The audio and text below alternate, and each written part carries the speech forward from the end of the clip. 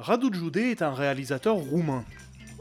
Et c'est déjà pas mal, non? Elle m'a dit d'aller siffler là-haut sur la colline, de l'attendre avec un petit bouquet d'églantines. J'ai cueilli des fleurs et j'ai sifflé tant que j'ai pu. J'ai attendu, elle n'est jamais venue. Zai, zai, zai, zai. Zai, zai, zai, zai. Zai, zai, zai, zai. Zai, zai, zai, zai. Whoa.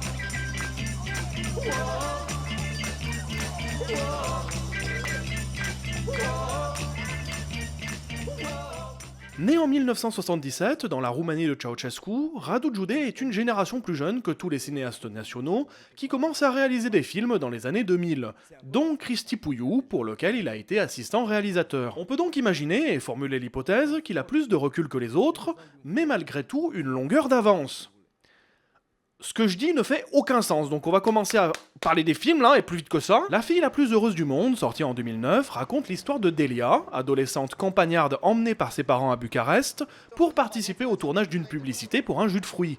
Participation qu'elle a gagnée grâce à un jeu concours de la marque, qui lui offre aussi un merveilleux Logan Break de litre 5 gentaliage et tout le tutti frutti. Bref, c'est un rêve de gosse sur le papier, mais il n'y a aucun mauvais jeu de mots à appeler ça de la publicité mensongère. Le tournage est calamiteux, réalisé en pleine canicule, en plein milieu du flot des bagnoles et des badauds, avec un matériel qui menace de rendre l'âme à tout moment, et des techniciens qui ont 2 ans d'âge mental.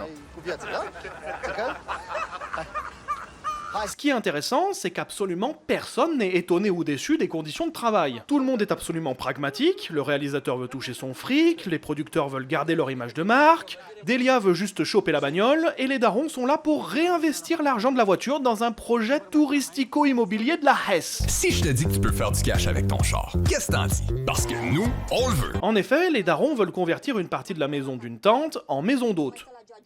Je suis désolé, mais si moi je fais ça, ça ressemble à un urbex, hein. Bref, ce pragmatisme général va nous donner le point de départ de cette vidéo. Le cinéma après l'an 2000, notamment en Roumanie, ça pue sévère. Le réalisateur de la pub, c'est un peu l'avatar de Radu Jude. Lui aussi a commencé par faire des pubs pour se financer et prendre la main, avant de réaliser ses premiers films, comme beaucoup d'autres cinéastes roumains de l'époque. Les producteurs passent leur temps à demander des améliorations, tandis que le réalisateur leur rappelle qu'ils sont bien responsables des conditions matérielles ridicules du tournage, comme un principe de réalité renvoyé dans leur gueule idéaliste de petits bourgeois. Ce qui n'empêche pas au réalisateur, lui-même en tant que petit patron, de comparer ses conditions de travail avec l'économie de pays africains. Burundi, bă, Lesotho. Parce que la stigmatisation, c'est toujours hilarant. En plus, je dis que le cinéma va mal dans ce film, mais en fait, c'est juste toute la société qui va mal, hein. Je me permets de prendre ce recul, car le film le fait aussi. Les plans sont toujours tournés en longue focale, très éloignés des sujets, de telle sorte que le décor et les alentours soient toujours visibles. Je ne vais pas m'attarder sur la symbolique des rues et des places dans les films de Radu Jude. Si vous voulez aller plus loin, voici quelques lectures que je vous recommande. Non, ce qui m'intéresse ici, c'est que cette manière de tourner laisse des passants lambda entrer dans le champ et boucher la vue de la caméra sans problème. Et c'est pas une erreur de débutant, parce que de nombreux autres films de la filmographie du monsieur vont reproduire cette technique de manière plus ou moins intentionnelle. Ce que permet cette esthétique, que certains qualifieraient de documentaire, c'est d'inclure l'histoire particulière des personnages des films dans des flux plus globaux, dans des superstructures, notamment la Roumanie d'après-révolution, qui se laisse tenter par l'économie de marché. Les décors, qui sont mis en avant avec la chier de plans d'ensemble longue focale panoramique, fourmillent souvent de détails qui font voir cette société qui se transforme. La foule et son passage s'opposent également à la solitude des personnages féminins de la filmographie, qui subissent les normes conservatrices et les jugements réactionnaires de cette société. Ce qui se voit rien que dans la forme, avec les panoramiques qui nous font passer pour des bons gros voyeurs devant une caméra de surveillance. Mais cela se remarque aussi dans les relations avec les personnages secondaires. Les producteurs regardent Delia de la tête aux pieds et la traitent comme une beauf par son manque de féminité. Singura chestie care nu-mi place sunt sandalele de țățică, sunt nașpa. Oricum nu se vede cine știe ce din ele. Gabi! Da. Ia vină încoace. Auzi, băi, fata asta cam are măsăți. Tu n-ai văzut? Ei, are un puf ca toată lumea. Ses parents la voient juste comme un corps qui peut féconder leur progéniture. Asta e crucea noastră a femeilor, n-ai ce să-i faci. Dar se mai reglează după ce femeia naște. O să vezi când o fi mare. Et les techniciens la draguent bien lourdement, Păreai și tu mai matur așa? Că acum gata, e viața în piept, este? alors qu'elle est mineure. je le rappelle. Delia perd ainsi toute capacité à disposer de son corps à cause des ambitions capitalistes des uns et des autres. Ses parents lui font du chantage affectif pour revendre la voiture avec laquelle elle pensait conduire afin de prendre son autonomie, et le tournage la fait répéter inlassablement les éléments de langage publicitaire, comme un robot qu'elle n'est pas, au fur et à mesure des prises et reprises, tout en s'enfilant des gorgées de pisse tiède. En un mot, l'aliénation physique et psychologique du corps de la jeunesse féminine. C'est la classe. Bref, le film dépeint toute la panoplie de conflits qui composent la société roumaine de transition, et souligne aussi les rapports de domination dont Radu Jude lui-même fait partie. Parce qu'il sait qu'il n'est pas innocent non plus. Papa vient dimanche, sorti en 2012, suit un père divorcé, venu profiter de la garde de sa fille pour l'emmener à la mer. Mais quand on lui demande s'il a l'autorisation de le faire, puis quand on la lui refuse, il ligote tout le monde et prend toute la maison en otage. Moi j'ai la chance d'être hétéro à 2000%, j'aime la chatte rien que la chatte. Serban Pavlou, l'acteur du réalisateur dans La fille la plus heureuse du monde, revient pour interpréter le personnage principal, et donc avec lui, tout le lot de comparaisons avec Radu Jude lui-même. Sa chambre est remplie de DVD, sans compter évidemment qu'ils sont de la même génération, et qu'ils sont tous deux hommes blancs pères de famille et toute la boîte à outils qui va avec. Le film met en concurrence deux rhétoriques. La première, c'est celle du titre du film, le titre roumain, qui vient de cette réplique du film.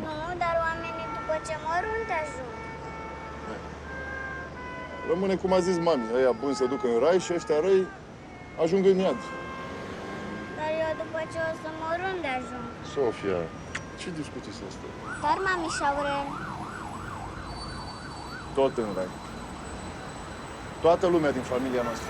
Ce qui est sous-entendu, c'est que tout le monde est au même niveau dans la famille, qu'il n'y a aucun rapport de domination, et que tous les torts sont toujours partagés. Alors que les faits et gestes du papa vont dans une toute autre direction. Le père agit presque de manière mécanique. Il veut prendre la garde de sa fille et pense être dans son bon droit. Sauf que si quelqu'un se met sur son chemin, il supplie, si ça marche pas, il hurle, si ça marche pas, il frappe et casse, et si ça marche pas, il ligote.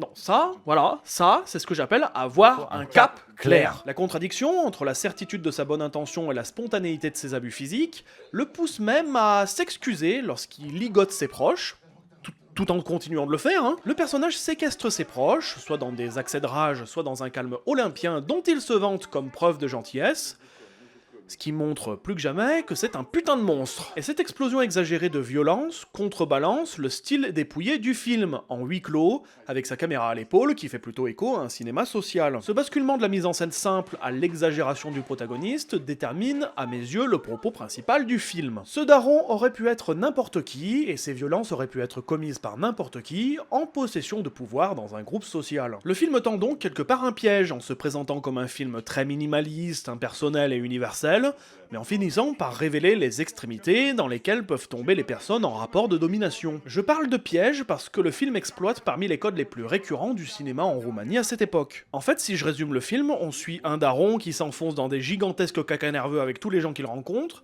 alors qu'il essaye de s'occuper de son gamin. Ce qui est le synopsis de Boogie, de Mardi après Noël, d'Aurora, de Baccalauréat, de Sierra Nevada, de RMN. Et d'ailleurs, si on parle juste de films dans lesquels un homme d'âge mûr arrive pas à gérer sa putain de vie familiale, rajoutez au film cité précédemment Le Daron en Occident, Le Père Lazarescu dans La mort de Dante Lazarescu, Les Trois Patriarches dans Midi 8 à l'est de Bucarest, Le Mari dans Policier Adjectif, Le Coureur de jupons dans Métabolisme, Le Mari dans Le Trésor, et La Loque humaine dans L'étage du dessous dont le gamin fait des terreurs nocturnes parce qu'il est traumatisé par Fortnite.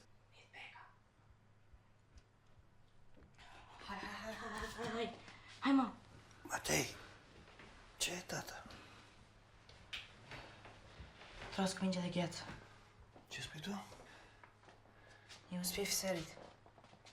Cine, tata? Minge. Minge de gheață? Matei. Fai de mine. Le problème, c'est donc que ce qui est censé rendre le film original, une critique du patriarcat, est en fait le sujet de la majorité du cinéma de l'époque, ce qui le rend donc assez peu original. À ceci près que ce genre d'histoire est très investi après la révolution en Roumanie, parce qu'après 50 ans de cinéma géré par le régime communiste, Les réalisateurs sont devenus des pétochards qui ont la trouille que leur film engagé soit traité de propagande par le public. Donc ils font des films de critique sociale à base de « Oh vous savez, les darons aujourd'hui, c'est censé représenter le pilier symbolique de la famille, mais ils ont aucune putain de valeur. » Alors le personnage de Papa vient dimanche, qui ligote ses proches avec les meilleures intentions, est une manière de se moquer de cette approche morale et donc apolitique, et donc inutile, du cinéma. Ça c'est pour votre gueule. En tout cas, et ça commence à se comprendre, les films de Radu Jude, ils aiment parler de choses qui font pas plaisir, mais sur un ton beaucoup plus moqueur et provocateur. Ce qui me conduit à parler du film suivant. Aferim, sorti en 2015, est centré sur un policier et son fils qui parcourent la Roumanie du 19e siècle à la recherche d'un fugitif tzigane. L'objectif est clair, prendre un genre très chéri du public roumain, le film historique avec toute sa charge épique et nationaliste, pour dénoncer les origines du racisme qui corrompent la Roumanie encore aujourd'hui. Bref, c'est un gigantesque cheval de Troie. Le film est massivement visible et accueillant, on parle d'un film qui a été le plus grand succès roumain au box-office l'année de sa sortie, pour parler d'un fait massivement invisibilisé. Mais ça, c'est ce que disent les gens qui, je pense, n'ont vu que la première moitié du film. Après avoir récupéré l'esclave tzigane, pour qui ils n'ont aucun foutre respect, les personnages arrivent dans une foire. Et après une nuit passée à picoler, jouer et se taper des prostituées, les policiers et les minorités s'entendent comme des potes de toujours. J'ai revu le film 3 fois, pour être bien sûr de comprendre, de comprendre comment on passe de ça Aoleu, cap de crap și creier de iepure. Deci ia tănițel la palangă cu bătaie și apoi te întorci la trebile tale. à ça. Și dacă ar vrea să-ți facă ceva, nu-l las. Bătaie la scară sau la palangă, atât îl las. En vrai, j'ai deux explications. Qui ne sont pas, je tiens à le dire, des excuses pour ce retournement de situation de ravager de la tête. Primo, le policier et partiellement son fils ne sont pas strictement racistes, au sens où leur haine n'est pas clairement dirigée vers certains individus, parce qu'en réalité, ils détestent juste tout le monde. Ils emmerdent certes les minorités, mais aussi les catholiques, Pizda, măsie, un popă cu rochii. 10 ani de nenorociri. Spie satana. De ce facem așa? Că e plin de dragi pe lângă popi. et leur propre patron, Păi se vede după cum vorbește căturcii și jigării. Burduruc, cârcâric. Da, mă, da. Iar noi muncim ca noroții pentru ei și pentru voi. ce qui me mène à la deuxième explication. Est-ce que Radu Jude a inventé une convergence des luttes entre les minorités aliénées et les chiens de garde exploités par l'État ? Ça n'existe que dans Capitaine Marlowe, ça, normalement. À vrai dire, l'esclave incriminé révèle qu'il a été violé par la femme du chef de la région, et que ce dernier est responsable de cette chasse à l'homme pour sauver son honneur de cocu. Après l'avoir compris comme une blague, Și dumneaei a venit la grajd așa și a intrat așa pe furiș pe la spate și ustulul pe mine mă încăleca sau cred că repede cu pizda de ceapa mea. Păi de vorba aia, găina bătrână nu se sperie de pula groasă. le duo de flics, devenu trio de fortune, réalise que le témoignage est potentiellement véridique et finissent donc par se plaindre ensemble de leur supérieur hiérarchique. Cela rejoint dans tous les cas le message final du film. C'est-à-dire, si même des flics peuvent être attendris par un racisé, alors les gens qui en veulent vraiment beaucoup aux racisés, bah ils sont vraiment super cons. On a vu des morales de La Fontaine plus percutantes, c'est vrai. C'est marrant, on dirait que parce que Radu Jude a fait un film à gros budget, il s'est senti le besoin de faire un truc un peu moins radical et plus convenu. Il y a cependant quelque chose dans le film qui n'est pas convenu. Un sujet qui revient très régulièrement quand on parle des films de Radu Jude, c'est son obscénité et son sens du politiquement incorrect. Et dans ce film, c'est pas qu'un simple intérêt, c'est carrément de la gourmandise. Fiecare seminție dată pe pământ pentru ceva. Ovrei pentru înșelăciune, turcii pentru blestemății, noi românii ca să iubim, să cinstim și să suferim creștinește și fiecare neam cu obiceiile lui. Israeliții citesc mult, grecii vorbește mult, turcii au neveste multe, arabii au dinți mulți ani, sfinții fumează mult, ungurii mănâncă mult, muștarii cântă și bea multe, englezii au gânduri multe, francezii scot la mode multe, armenii taie la frunze multe, cerchezii au și returi multe, ăștia italienii taie la gogoși multe, sârbii macină multe și țiganii mănâncă bătaie multă.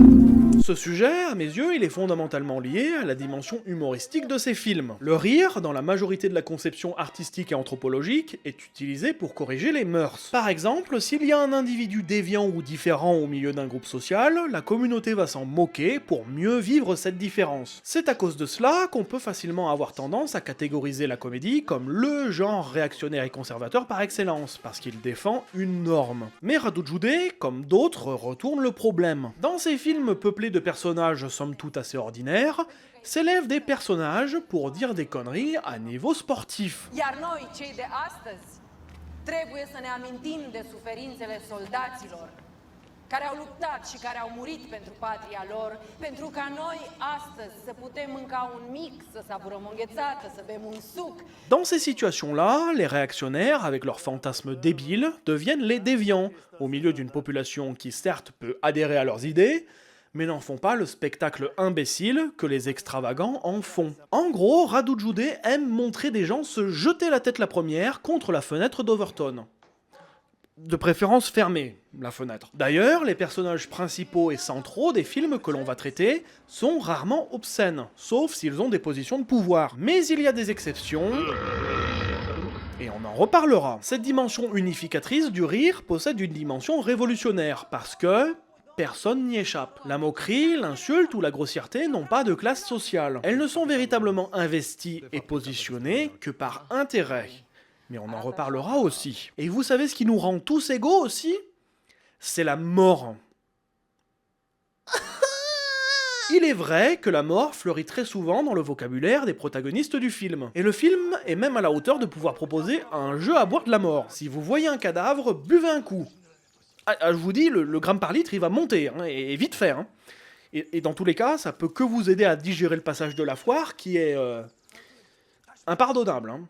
Mais impardonnable n'est pas chrétien. Si la mort et sa thématique rôdent autour des personnages, il est cependant difficile de dire pourquoi. Ça semble être plus une toile de fond qu'un vrai effet de mise en garde tragique qui annoncerait le destin funeste qui attend le tzigane. Peut-être qu'il y a une opposition entre la naïveté de l'amitié flic-prisonnier d'un côté, et de l'autre, l'horreur permanente de ce monde, et le fait que le chef de la région va couper les couilles du tzigane, c'est la vérité, c'est ce qui se passe dans le film. Peut-être qu'il y a un peu de cette opposition, mais je crois pas que ce soit le film qui en parle le plus clairement, et surtout que ce soit le film qui en parle le mieux.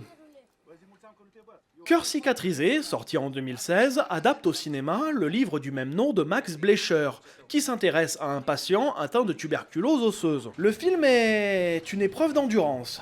Il cherche à nous présenter une longue évolution, ou plutôt une lente dégradation de son personnage. Emmanuel, le protagoniste malade, arrive avec l'espoir de guérison de ses parents et des médecins, ainsi que dans le remue-ménage des patients de son âge. Mais le cadre de l'image et ses bords arrondis, qui rappellent des arts de l'image figée, comme la photographie ou la peinture, nous donnent à chaque moment l'impression de voir une nature encore vivante être traitée comme une nature morte. Le film va ainsi montrer chacune des capacités d'Emmanuel foutre le camp. Sa capacité à bouger, à lire, à interagir, à aimer, à baiser. Le cadre ne fait encore une fois que renforcer le paradoxe de ce que l'on voit. Il y a de la vie qui peuple chacun de ses plans, des figurants au bruissement des feuilles, mais pourtant, aucun mouvement de caméra. Il y a de la vie, mais on reste enfermé entre quatre murs, à pourrir lentement, dans un espoir vain et pourtant convaincu, et entretenu par quelques médecins bien portants. Un enterrement! On arrive! Vas-y, dis, chef, tes leçons! La confrontation de la naïveté et de la gravité, respectivement de la vie et de la mort,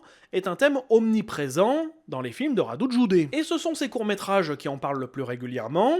En voici donc un florilège. Film Pentru Prieteni est une lettre de suicide filmée. Un exercice tellement émotionnel que le manque de préparation fait enchaîner les problèmes sans aucun putain de rapport. Un exercice tellement égotripesque qu'il en devient complètement ridicule. M-am mutat aici, în garsoniera asta. Cu chirie. Nu e nicio problemă, e foarte ok, e foarte bine. Puteam să stau și într-o cămară, puteam să stau și în WC-ul.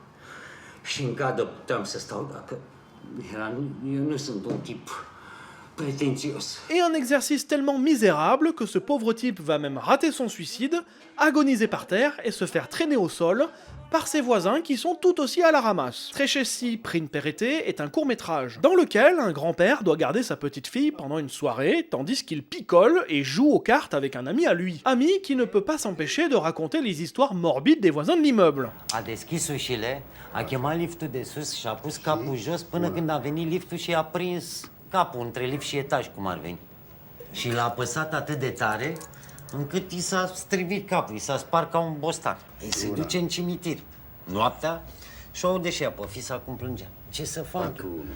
S-a sfătuit cu popa, a angajat niște țărani, le-a zis, băi, mie să-mi dezgropați frumos fata la noapte, să nu vă știe să nu vă audă nimeni și să o îngropați la loc, dar în afara cimitirului. A aruncat cu banii în ei, le-a dat și o vodcă și s-a făcut treaba. Avec tous les détails absolument dégueulasses qui permettent difficilement à la gamine de bien dormir. Parce qu'elle prend tout très sérieusement. Alors que les deux vieillards, ils s'en branlent bien les couilles, hein. Ha? Vezi? Vezi ce grosie? Nu trece nimeni și nimic prin el.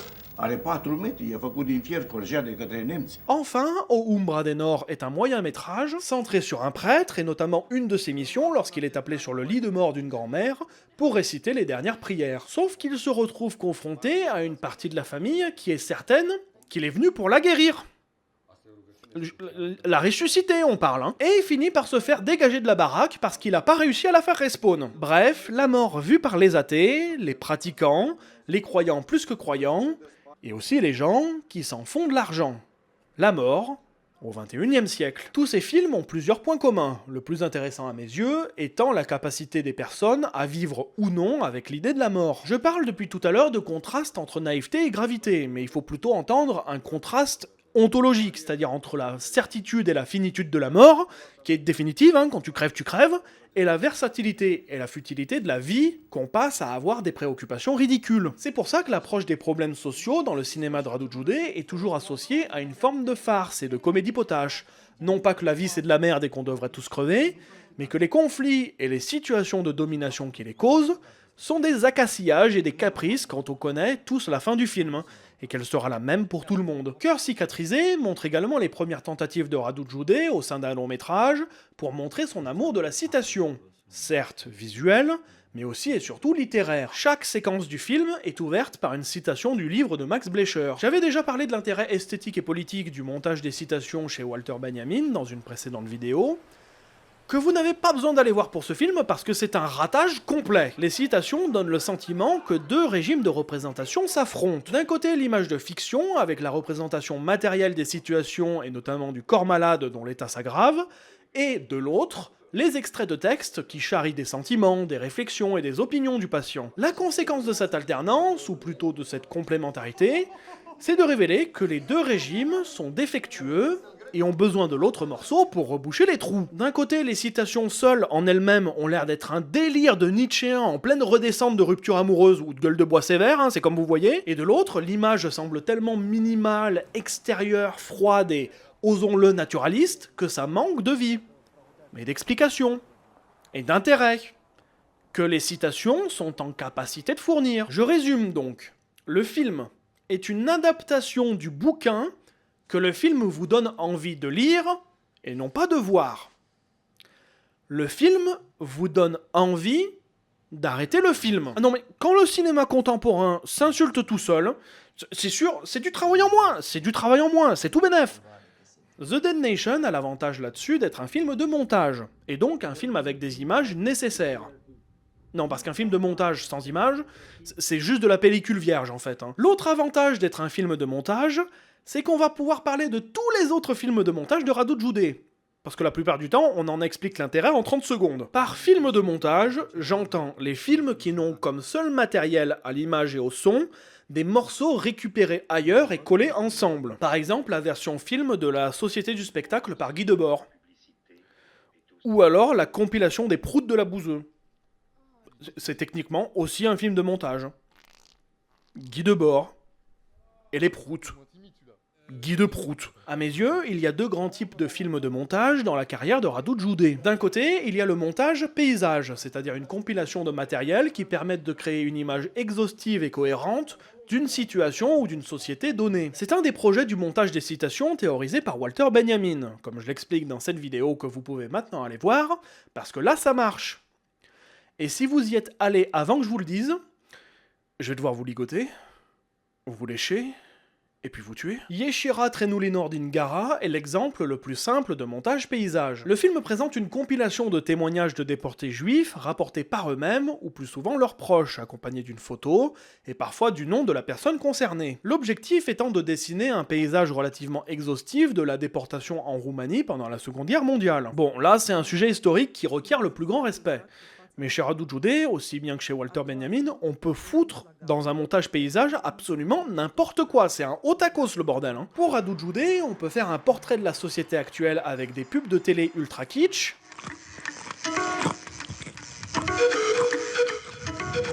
avec des jouets pour enfants bien achalandés, ou encore avec un IP-cam d'un mec qui se gratte les couilles devant la tombe d'Andy Warhol.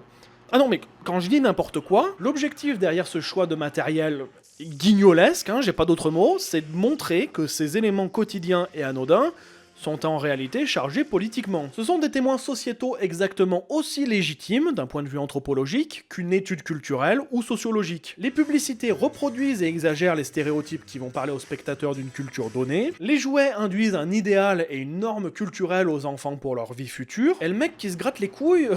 On peut avancer dans le film ?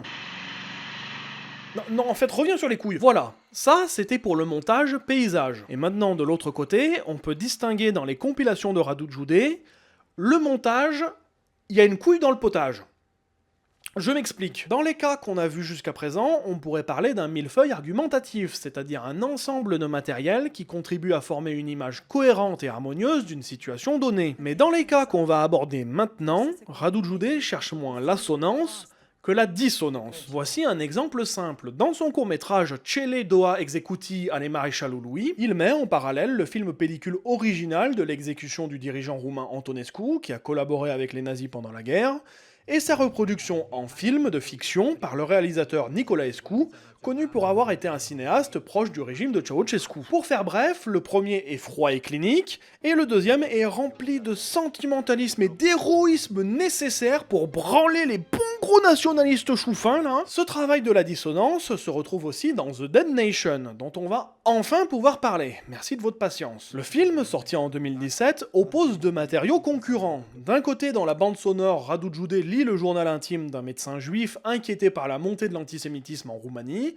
juste avant la Seconde Guerre mondiale. Mais à l'image, le film nous montre de simples photos du quotidien des Roumains, beaucoup moins inquiétés, le plus souvent des portraits légers de militaires, ou des scènes de chasse et d'abattage. Malgré encore une fois la thématique sous-jacente de la mort, sans la voix off et le récit du médecin, tout semble aller pour le mieux, mais le récit de la montée de l'antisémitisme vient créer un espace d'interprétation supplémentaire des photographies. Celui d'une certaine vision de la vie et du pays, perméable à la violence raciste. Radu Jude reproduit quasiment la même chose dans la réalisation de son typographique majuscule. D'abord, le film adapte en pièce de théâtre les témoignages et rapports issus d'un dossier des renseignements communistes. Le dossier relate l'apparition de tags révolutionnaires anti-Ceausescu en ville, ainsi que la traque du coupable de ces inscriptions, la mise sur écoute de sa famille et les pressions de la police autour d'une possible condamnation. La quantité de moyens et de personnel employés dans cette enquête signale évidemment que ce dossier n'est qu'un cas parmi d'autres, et qu'il y avait donc tout un système mis en place pour traquer et réprimer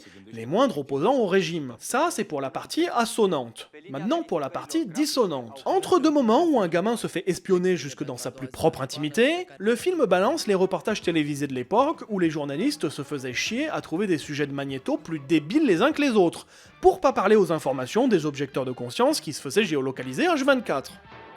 Pas par satellite, mais par la collaboration aimable de tous ses voisins de palier. En plus des recettes de Maïté et des enfants qui sont visiblement terrorisés à chanter des conneries de propagande pas possibles, on parle quand même de journaux télé qui enquêtent sur le jardin des petites vieilles, les différents types de cadeaux de Noël ou encore le volume des klaxons. De ce ați claxonat?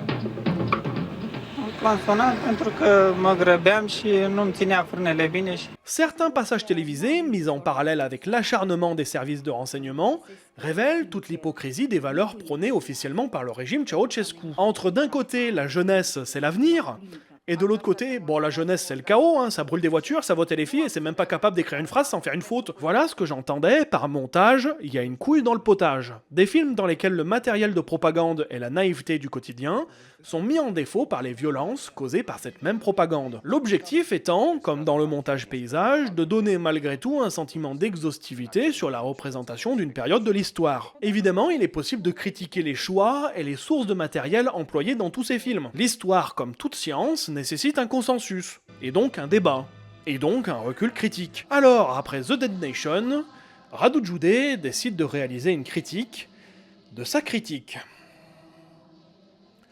Peu m'importe si l'histoire nous considère comme des barbares, sorti en 2018, s'intéresse à l'organisation d'une reconstitution théâtrale centrée autour des massacres des Juifs perpétrés par l'armée roumaine à Odessa en 1941. Mariana, la metteuse en scène de ce joli bordel, va faire face à tous les rapports de domination auxquels une personne de son statut peut faire face lors de la réalisation de cette pièce. Vous l'aurez compris, Radu Jude est très intéressé par la mort, par les morts, et surtout ceux qui sont liés à de grands événements historiques. Il s'est attaché à en montrer plusieurs méthodes de narration, de la plus grand public à la plus expérimentale. Ce film fait une sorte d'entre-deux intéressant, qui va devenir caractéristique des prochains films du gars. Nous nous retrouvons à la fois devant une narration avec des personnages, des enjeux et une intrigue linéaire, mais aussi des éléments du montage des citations à la Walter Benjamin. À plusieurs reprises, le film va s'arrêter et prendre le temps de regarder ou d'écouter des témoignages et des citations littéraires et d'autres œuvres plus artistiques. Et si la méthode n'était pas déjà assez claire, le film laisse apercevoir une copie du tableau de Paul Klee, l'Angelus Novus, que Walter Benjamin utilise dans sa philosophie comme métaphore de sa vision de l'histoire. Certes, nous avons des citations de différentes natures dans le film, mais on conserve une narration claire et linéaire, ce que Benjamin critique dans son travail.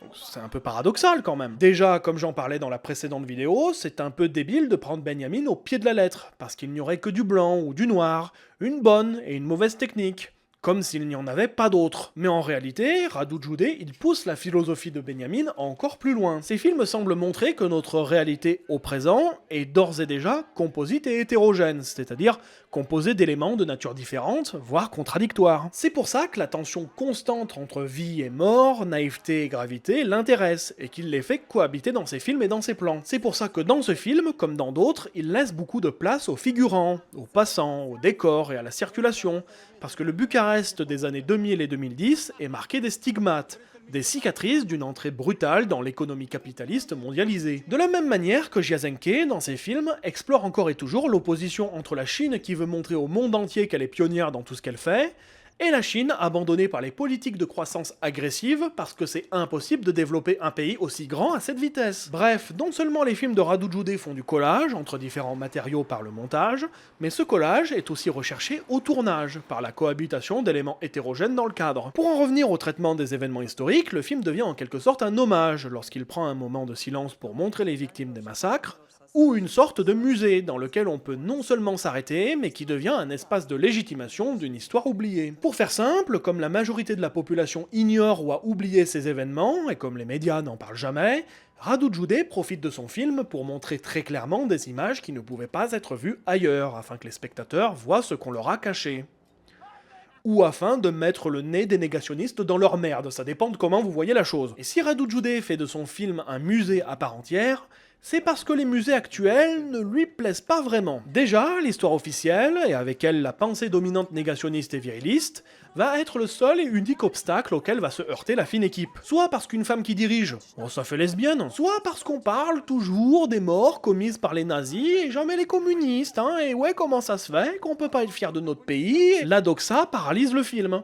Mais genre littéralement. Au milieu du film, la protagoniste doit débattre pendant 25 putains de minutes avec un employé de la mairie qui lui demande de montrer que le massacre c'était pas si grave que ça. En bref, le nationalisme d'une grande partie de la population leur empêche de voir les saloperies que le pays a pu faire par le passé. Fétichisation de l'histoire, ma précédente vidéo, bref. Mariana et sa fine équipe vont donc s'attaquer directement à ce nationalisme, puisqu'il est, selon eux, et comme l'indique le titre du spectacle, L'aveuglement qui a donné naissance à la nation roumaine. Le film fait en même temps une référence cinéphile à un des films les plus importants et les plus controversés du cinéma américain des premiers temps. Le film Naissance d'une nation de Griffith explique grosso merdo qu'après la guerre de sécession et la fin de l'esclavage, les États-Unis ont donné trop de liberté aux Noirs qui foutent le bordel par nature.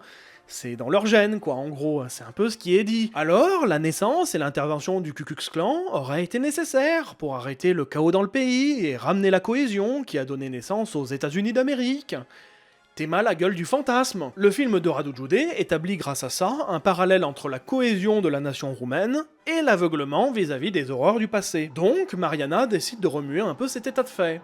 Et ça passe en partie par le besoin de foutre le sbeul au musée qui défend cette vision de l'histoire. Je parlais précédemment du fait que la vulgarité était utilisée par les dominants dans les films de Radu Jude pour les ridiculiser et montrer à quel point ils se perdent dans des fantasmes débiles. Mais là, ce sont les protagonistes et leurs désirs un peu trop woke qui sont bien vulgaires. Des gens entre eux, ça se fait des chabites, ça se fouette, ça s'encule dans la plus grande décomplexion, mais surtout, et le plus remarquable, ils sont vulgaires vis-à-vis du lieu dans lequel ils travaillent, c'est-à-dire le musée militaire national Ferdinand Ier. Et quand je dis être vulgaire dans le musée, j'entends se foutre de la gueule des véhicules dans lesquels de vrais gens sont morts, faire de la trottinette à fond la caisse dans les allées, et surtout baisser le froc des mannequins et leur faire se sucer la bite. Est-ce que vulgaire, c'est assez clair? Ces gestes obscènes, à mes yeux, ils sont représentatifs d'à quel point les personnages et Radu Jude se foutent de la gueule du musée et de l'histoire officielle. Je vais citer un article qui déteste le film, mais qui a pourtant une phrase très parlante. Je cite: pour le film, le musée est loin d'être le lieu définitif pour entreposer la vérité historique dans sa forme matérielle. En l'occurrence, le musée en question peut difficilement faire la part aux victimes des violences de l'armée,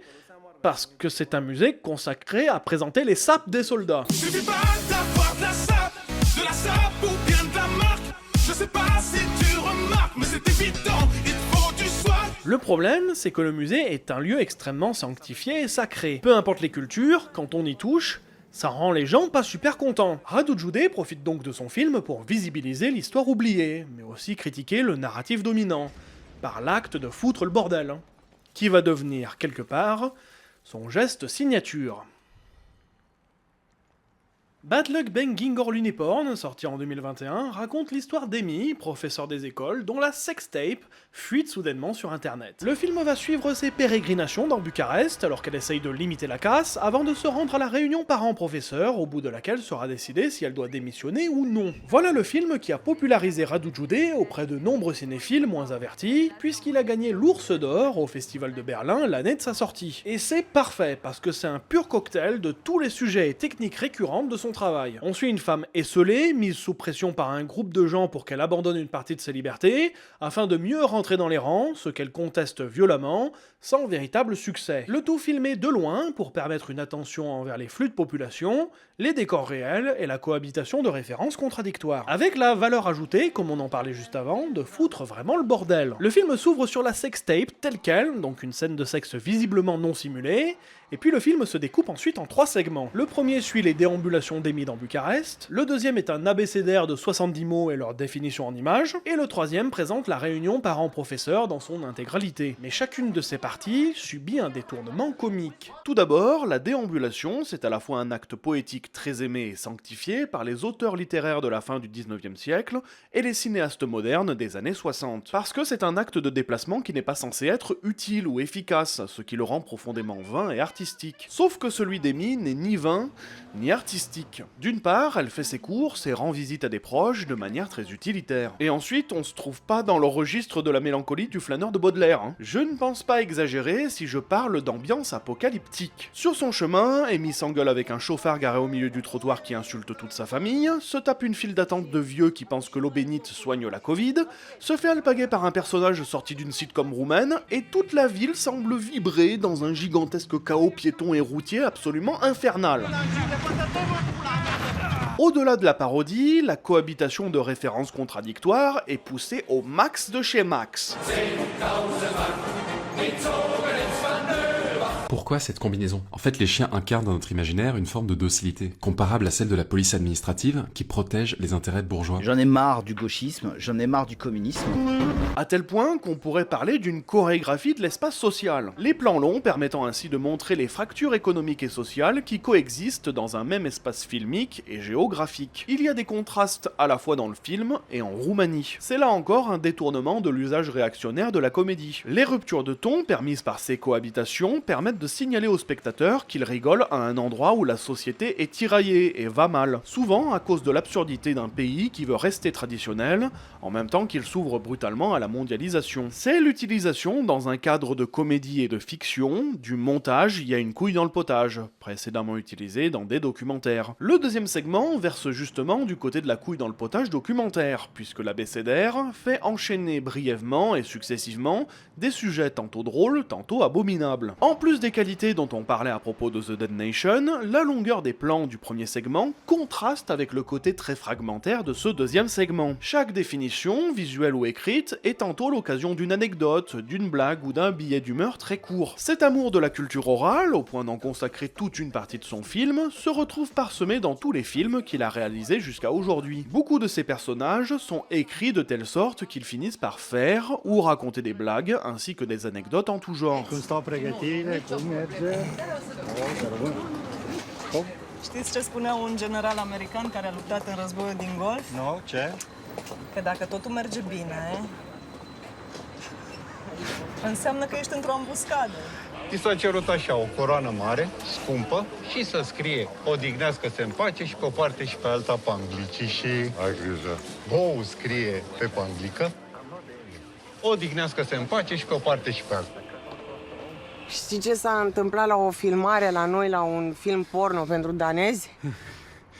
Deci era în mijlocul scenei și actorului s-a culcat pula, știi, nu se mai scula pula și s-a ridicat de pe bunăciunea aia care era acolo sub el, cu pizda goală, toată super bună, și ca să scoale pula și-a luat telefonul și a intrat pe Pornhub, frate. Pe bune, mi s-a părut apocaliptic.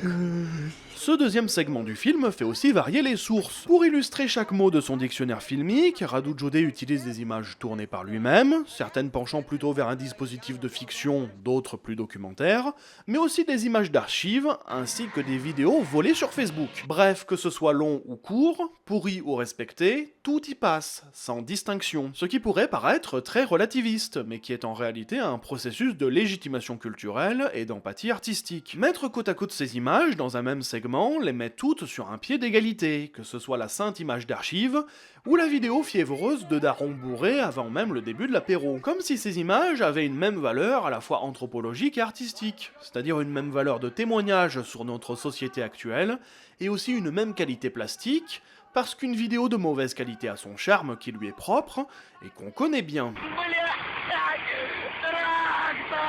À mes yeux, Radu Jude produit le temps d'un film une réévaluation des pratiques non académiques, comme ce qui a pu être fait dans d'autres médias avec l'art brut en peinture et sculpture, ou l'outsider art en musique. Certains vont penser que c'est un culte de la médiocrité et un nivellement par le bas, mais ce serait poser le problème dans le mauvais sens. Depuis le début de la vidéo, et comme beaucoup de gens, je parle des vannes potaches, des propos scandaleux et du débit impressionnant d'insultes dans les films du monsieur, comme de la vulgarité. Terme qu'on utilise aujourd'hui volontiers comme synonyme d'obscénité, alors qu'en fait vulgarité, c'est plus proche de familiarité. À la base, ce qui est vulgaire, c'est ce qui est partagé par la majorité de la population. Et dire que c'est quelque chose de dégoûtant ou d'irrespectueux, c'est en gros résumer que la plupart des gens sont bêtes et beaufs, contrairement à une élite qui serait intelligente. C'est pour ça que la vulgarisation, par exemple, c'est mal vu dans certains milieux, parce que certains pensent qu'on prend quelque chose d'intelligent et qu'on le rend bête. Alors que le mot, par définition à la base, veut dire rendre quelque chose accessible à tout le monde. Et c'est à mes yeux le vrai pouvoir vulgaire des films de Radu Jude. Rendre le cinéma expérimental et anticapitaliste plus accessible, et pas plus bête. En ne méprisant aucun de ses personnages et aucun de ses matériaux, qu'ils soient propagandistes ou naïfs, Radu Jude fait de ses films une terre d'accueil pour des idées ou des images qui auraient été sinon oubliées, et qui ont ainsi leur entrée dans le monde un petit peu trop sacré du cinéma. C'est pour ça que je trouve que les films du monsieur parlent très bien de l'époque dans laquelle je vis et grandis. Parce que j'ai effectivement l'impression de vivre dans un grand collage, pétri des ruines du passé, des conflits présents et des aspirations futures. Parce que le paysage audiovisuel actuel est saturé de tous les contrastes les plus extrêmes. Parce qu'on se retrouve en même temps inondé d'images de massacres abominables, et de shitpost pour débiles finis. Et pour Radu Jude, il faut être capable d'accepter cette cohabitation. Parce que sinon, on se retrouve à vivre comme dans le 3e segment du film. Le dernier segment de Bad Luck Banging or Luniporn présente le débat entre Amy et les parents d'élèves. Sauf que nous sommes en 2025, et que Radu Jude a envie de mettre en scène ce débat d'idées de la manière qui est la plus canonique actuellement. C'est-à-dire comme un putain de débat sur Twitter. Déjà, l'ambiance de la réunion devient de plus en plus onirique et surréaliste au fur et à mesure du film, notamment avec l'usage de ces lumières extrêmement peu naturelles, qui nous font justement ressentir qu'on est dans un espace artificiel et caricatural. Justement, les intervenants sont aussi tous caractérisés avec une tenue extrêmement stéréotypée, comme si c'était l'apparence sélectionnée pour donner une première impression très précise de soi. Comme si ces personnes étaient habillées pour une photo de profil de réseau social. Cette idée est renforcée par les masques Covid très variés qui posent la question de l'anonymat sur les réseaux sociaux. Et au milieu, il y a même un vieux qui est juste là pour troll. Je vois pas comment le décrire autrement en fait. Se pare că e nepota lui Karel Gott. Fox News! Nu suntem cobai!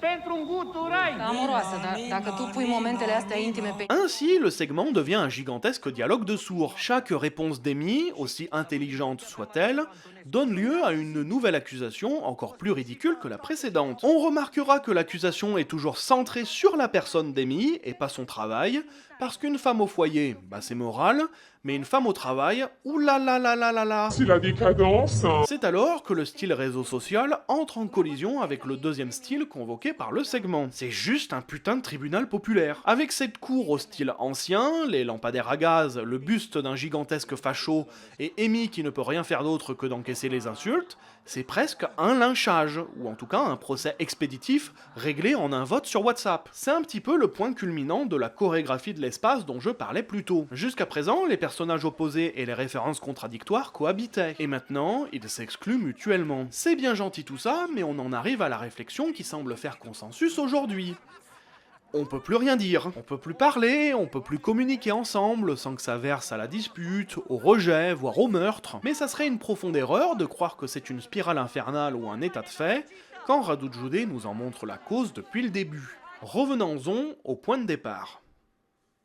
N'attendez pas trop de la fin du monde, sorti en 2023, est une variation sur le thème de la fille la plus heureuse du monde. Le film suit à nouveau la pré-production et le tournage d'un clip institutionnel qui va occuper le quotidien d'Angela, notre protagoniste. Depuis le premier film, il est difficile de trouver que la société va vraiment mieux. En 15 ans, la liberté autour de la création et des conditions de travail sont devenues de plus en plus précaires. On est passé de moqueries à des accidents potentiellement graves. Les interactions entre Angela et son patron sont toujours des dialogues de sourds, Bucarest est toujours une ville abominablement apocalyptique, et le cinéma est toujours pas glamour.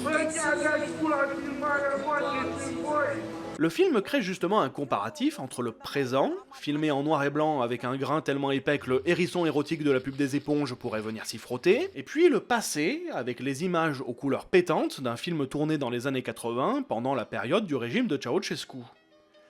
Et ça se voit, parce qu'il faut vraiment un gouvernement avec un ego de fils de pute pour demander au réalisateur de filmer l'entièreté du film les journées où il fait soleil, pour faire semblant de croire que la Roumanie est un pays radieux. Le montage alterné des deux films permet de créer des échos thématiques entre ce que vivent les deux personnages appelés Angela. Radu Jude applique parfois aussi un ralenti sur les vieilles images pour nous dire « Oh papa, c'est quoi cette file d'attente là? C'est pas pour aller faire du rationnement ça? Et c'est quoi ces transports en commun miteux là, on se croira au Moyen-Âge ?» En fait, Radu Jude c'est un peu le Philippe Etchebest des régime communiste. Putain, mais tu nous as collectivisé ça? Bref, le mode de production capitaliste et ses tentacules sont toujours là depuis 30 ans, et ont même peut-être gagné du terrain jusque dans les corps de nos protagonistes. Le principe de base du film est assez dingue. Vous allez voir, c'est de l'aliénation en Inception. Déjà, le clip promotionnel est produit par une entreprise autrichienne pour sensibiliser ses employés aux accidents du travail.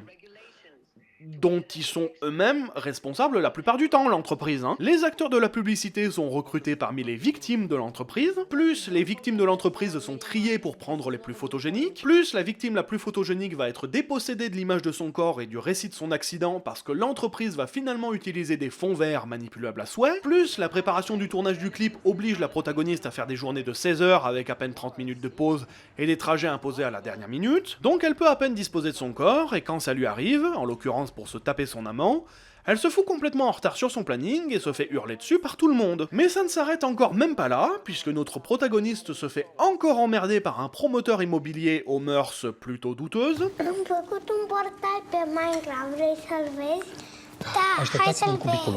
Vin imediat.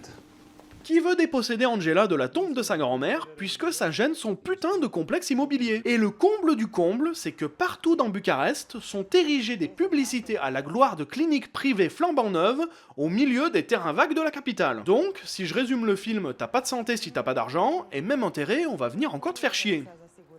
Fair enough, la mort revient donc en force, avec au moins 5 anecdotes sur le décès de personnages célèbres, certaines poétiques. You know what Goethe said when he died?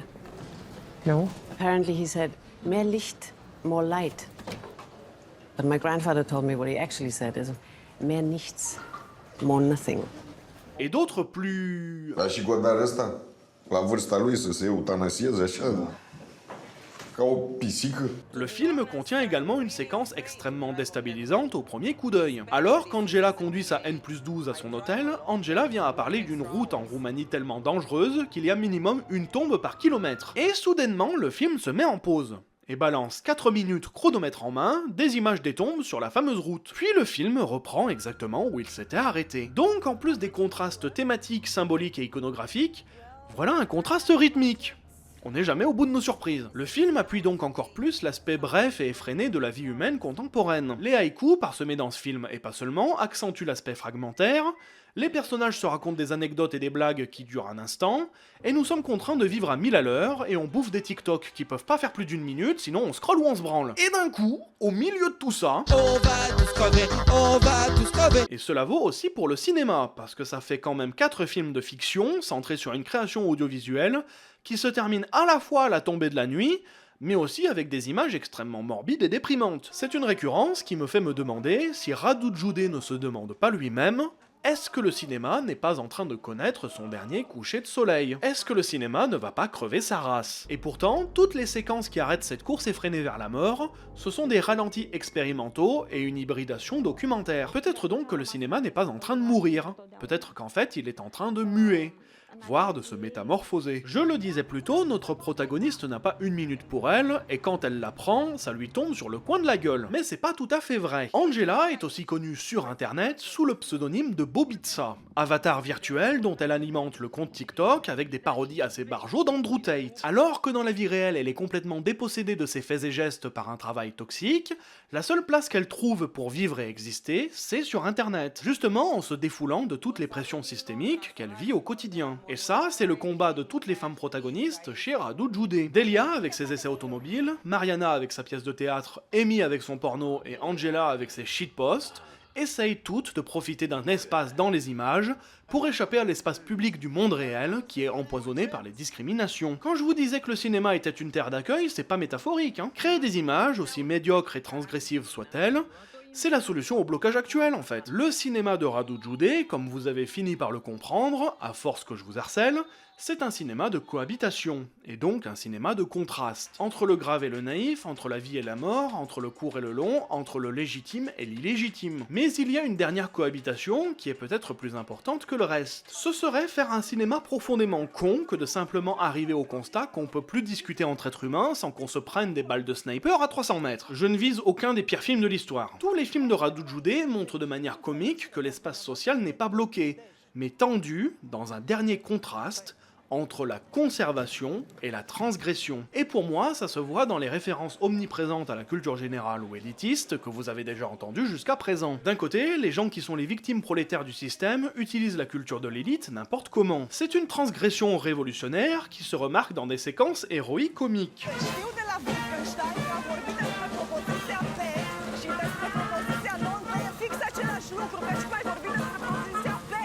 Așa că oricum o să iasă bine, nu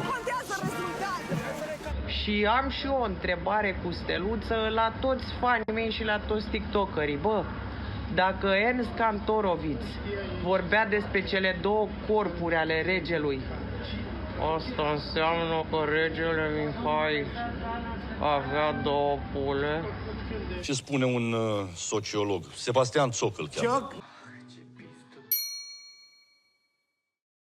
D'un autre côté, les gens qui possèdent du pouvoir sur les protagonistes utilisent la culture des prolétaires pour se moquer d'eux. C'est une tentative de défense conservatrice pour rester entre soi dans des séquences au contraire plutôt burlesques. This man with a face broken in half, I think it's not appropriate to have him. It's too scary. Yeah, too much Todd Browning's freaks, I totally agree. Și le-am dat-o ca exemplu pe Hannah Arendt. Ana Montan! Dar ei sunt excepția și eu nu vreau să vorbim despre excepții. Dar Spielberg a putut să facă lista lui Schindler cu un neamț care salvează evrei.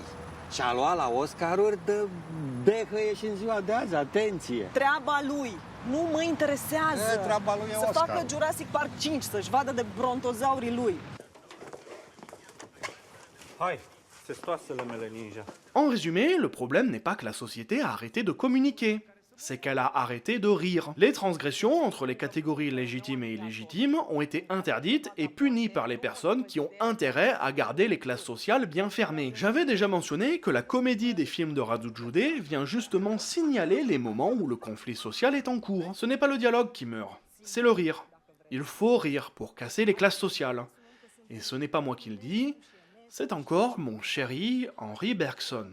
Toute raideur du caractère, de l'esprit et même du corps sera donc suspecte à la société, parce qu'elle est le signe possible d'une activité qui s'endort, et aussi d'une activité qui s'isole, qui tend à s'écarter du centre commun autour duquel la société gravite, d'une excentricité enfin. Et pourtant la société ne peut intervenir ici par une répression matérielle, puisqu'elle n'est pas atteinte matériellement. Elle est en présence de quelque chose qui l'inquiète, mais à titre de symptôme seulement, à peine une menace, tout au plus un geste. C'est donc par un simple geste qu'elle y répondra. Le rire doit être quelque chose de ce genre, une espèce de geste social. Par la crainte qu'il inspire, il réprime les excentricités. Il tient constamment en éveil et en contact réciproque certaines activités d'ordre accessoire, qui risqueraient de s'isoler et de s'endormir. Il assouplit enfin tout ce qui peut rester de raideur mécanique à la surface du corps social. Le rire continue à faire bouger les lignes. Le rire empêche aux classes sociales de rester telles qu'elles sont. Le rire empêche à la discussion de mourir.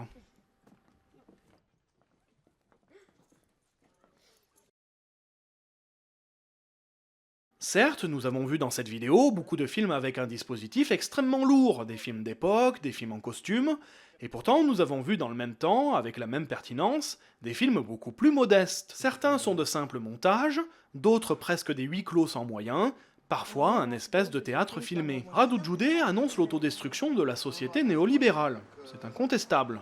Mais il ne signe pas la mort du cinéma avec elle. Au contraire, il propose et appelle à un dépassement. Radu Jude veut faire, ou voudrait que l'on fasse, des films avec les moyens du bord. Parce que c'est tout aussi légitime. Continental 25, qui est actuellement en salle à l'heure où sort cette vidéo, a été entièrement tourné à l'iPhone. Et ça rend étonnamment bien, même en basse lumière, même pour faire des mouvements un peu stylés. Et si le film a été réalisé comme ça, c'est avec un certain sentiment d'urgence. C'est un film qui parle de l'hypocrisie des petits bourgeois, qui participent quotidiennement à un mode de vie qui appauvrit les plus nécessiteux, mais qui vont faire les choquer aux premières images de pauvreté ou de massacre. Le film suit une huissière de justice qui se retrouve soudain choc-barre quand le SDF qu'elle est venue expulser se suicide. L'urgence, c'est la crise du logement, l'urgence, c'est la crise des valeurs. Dès le titre, le film est un remake avoué d'Europe 51, film de Roberto Rossellini, dans lequel Ingrid Bergman fait aussi face à un suicide, qui la déstabilise tellement qu'elle abandonne ses privilèges bourgeois, se rapproche de ses amis communistes, et se dévoue corps et âme à aider les pauvres. Elle finit internée en psychiatrie pour sauver la réputation de sa famille bourgeoise,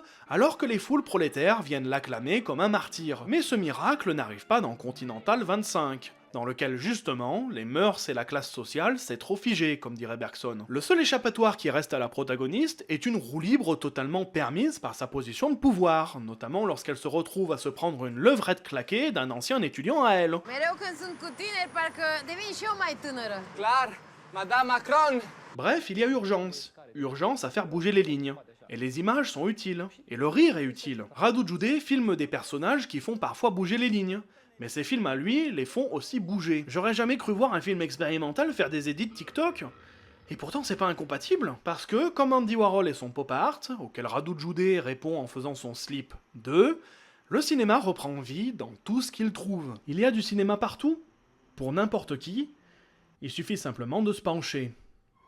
Mă întrebați apoi cum găsesc subiectele, poveștile. Habar n-am.